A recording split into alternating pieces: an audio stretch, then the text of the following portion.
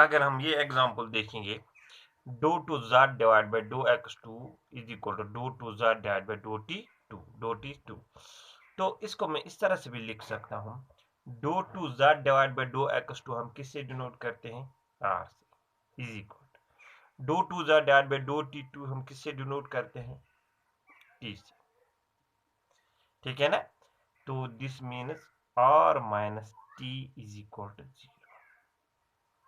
अगर आप इसमें देखेंगे कंपेयरिंग विथ, अगर इसे कंपेयर करेंगे capital R small R plus capital S plus capital T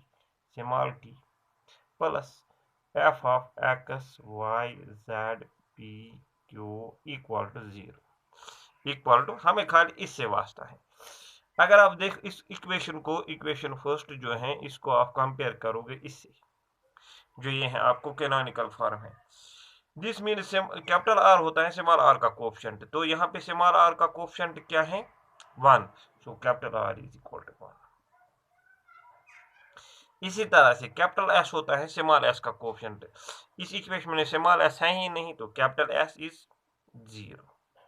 ठीक, और कैपिटल टी होता है, यहाँ पे आप देखो स्मॉल टी का कोफिशिएंट, यहाँ पे स्मॉल टी का कोफिशिएंट क्या है, -1, so capital T is equal to -1।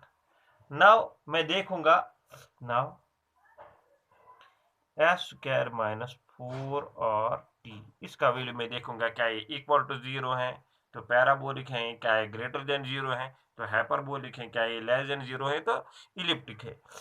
Simple से हैं ये, एस तो 0 है तो 0 स्क्वायर इज 0 माइनस 4, आर का वैल्यू है 1 और टी का वैल्यू क्या है -1, so this is equal to minus minus plus 4 is greater than 0, plus 4 is greater than 0, तो आपको निकला एस स्क्वायर माइनस 4 और टी आपका निकला ग्रेटर देन 0। इसका मतलब जो गिवन इक्वेशन है वो क्या है, hyperbolic, implies the given equation is hyperbolic।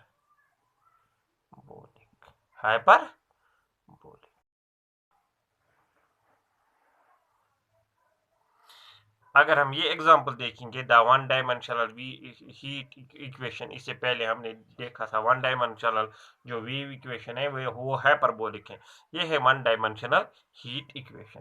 अगर इसको आप देखोगे यहाँ पे आपको do two do X two R is equal 1/c, इसी तरह से डो बाई डो टी, यहाँ पे आपको देखो दो वेरिएबल्स हैं एक्स और टी, एक्स की जगह एक्स है, वाई की जगह टी है। आप यू डिनोट करते हैं डो बाई डो एक्स से पी, तो यहाँ पे भी वो है डो बाई डो वाई से वहां पे क्यों डिनोट करते थे, मगर यहाँ पे जो दो वेरिएबल्स हैं गोर हैं, एक एक्स है और दूसरी वाई की जगह टी है, so do by dough T की जगह है, आपको क्यों आएगा, समझ आ रहा है आप लोगों को, क्योंकि यहाँ जो दो वेरिएबल्स है एक्स तो एक्स है, वाई की जगह इसने टी लिया है और कुछ नहीं है, तो this mean do by do Y वहां से आप क्यों से डिनोट करते थे, यहाँ पे आप डो बाई डो टी से क्यों डिनोट करोगे, do two divide by do by two वहां पे आप इस टी से डिनोट करते थे, यहाँ पे do two divide by do two T से आप टी डिनोट करोगे। ठीक है ना। तो यहाँ पे अगर आप इसको R square minus 1/c Q equal to 0, here अगर आप देखोगे कैपिटल आर क्या है, capital R, sorry R square नहीं, R capital R is small R का कोफिशिएंट, वो क्या है स्मॉल आर का कोफिशिएंट 1। कैपिटल एस क्या है, स्मॉल एस का कोफिशिएंट, स्मॉल एस तो है ही नहीं तो उसका कोफिशिएंट 0 है। Capital T is small T का कोफिशिएंट, स्मॉल टी तो है ही नहीं तो 0 है। Therefore S square minus 4 R T is equal to, S तो 0 है, 0 स्क्वायर माइनस 4 आर तो 1 है और टी क्या है 0, तो टोटल में आ गया 0, तो आपको निकला S square minus 4 R T 0। तो इक्वेशन क्या है, therefore given equation is parabolic. अब अगर ये इक्वेशन आप देखोगे two the two-dimensional Laplace equation dou 2 z divided by dou x2 plus dou 2 z divided by dou y2 या कभी dou 2 z divided by dou x2 dou 2 z divided by dou t2 y की जगह t आ सकता है another variable। तो यहाँ पे अगर आप देखोगे dou 2 z divided by dou x2 आप किसे डिनोट करोगे r से plus dou 2 z divided by dou y2 किसे डिनोट करोगे t से equal to 0। Therefore capital R क्या है? Capital R is coefficient of small r, coefficient of small r, इस r का कोएफिशिएंट क्या है 1। तो S क्या है? Capital S is coefficient of small s तो यहाँ पे है ही नहीं तो उसका कोएफिशिएंट आएगा सीधा 0। तो इसी तरह से कैपिटल T क्या है? Capital T is coefficient of small t यहाँ पे है, इसका कोएफिशिएंट क्या है 1। Therefore s square minus 4 t is equal to 0 पे 0 माइनस 4 r की जगह 1 है और t की जगह 1 है, that is equal to -4 is less than 0। So आपको निकला this s square minus 4 t less than 0। इसका मतलब जो गिवन इक्वेशन है टू डायमेंशनल लैप्लेस इक्वेशन वो क्या है? वो है elliptic. Therefore the given equation is elliptic, यानी जो गिवन इक्वेशन आपको है टू डायमेंशनल लैप्लेस इक्वेशन वो क्या है? इलिप्टिक।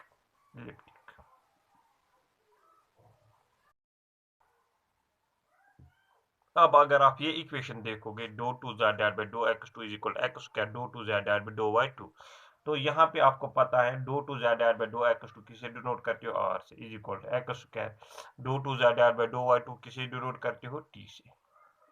तो this implies r minus x square into t is equal to 0।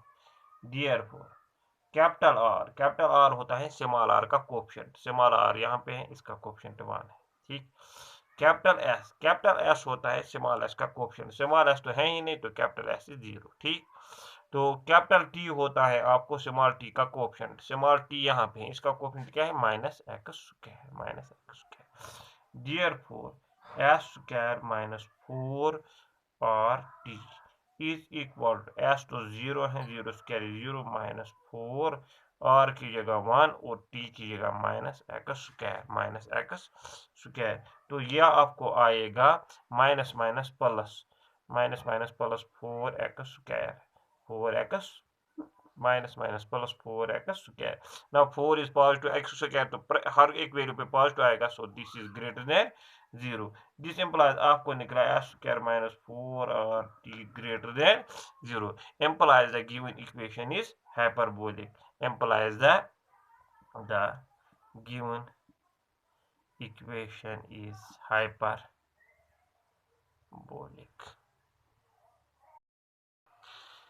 ये इक्वेशन है dou 2 z divided by dou x2 plus dou y dou 2 z divided by dou x dou y plus dou 2 z divided by dou y2 equal to 0।